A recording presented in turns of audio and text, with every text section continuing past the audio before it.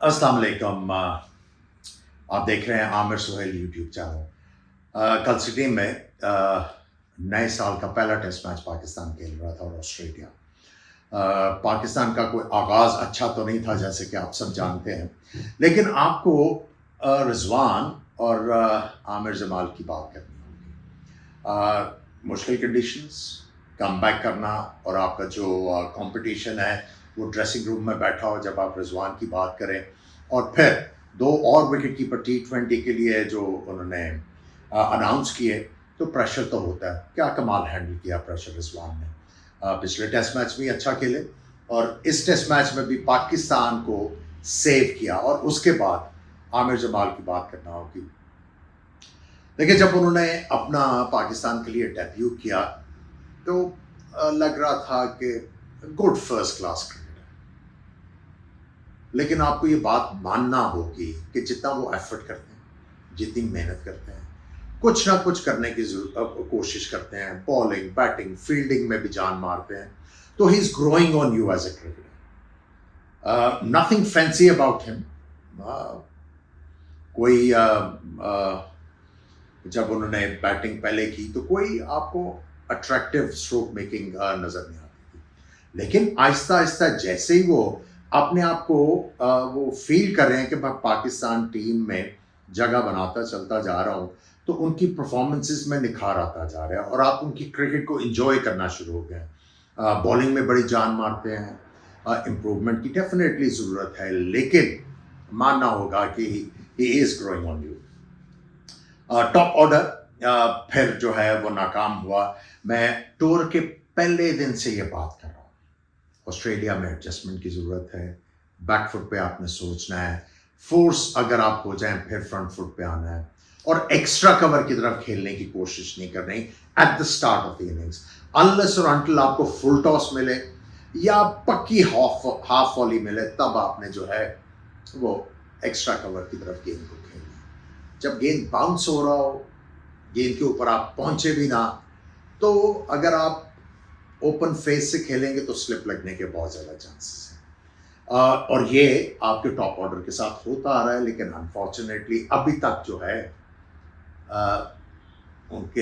उनको बावर नहीं कराया गया कि this is not the way to go about it. At the start of the innings आपको थोड़ा सा केयरफुल खेलना होगा।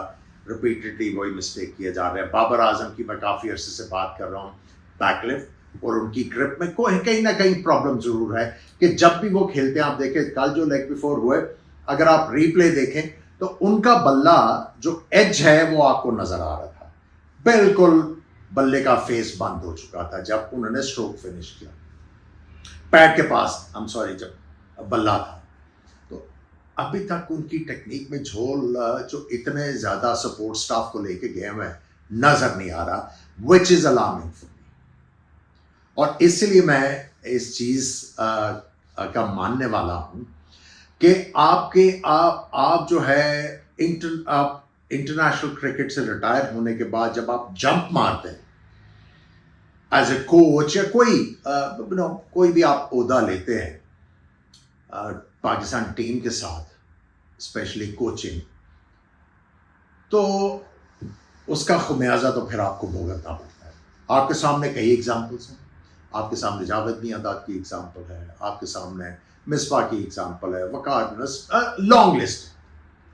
जब आप फौरन जो है इस तरफ आ जाते हैं और आपका कोई एक्सपीरियंस नहीं है तो मुश्किल तो होगी। हाँ, कोच नहीं, एज ए मेंटोर आपको लेके आ सकते हैं।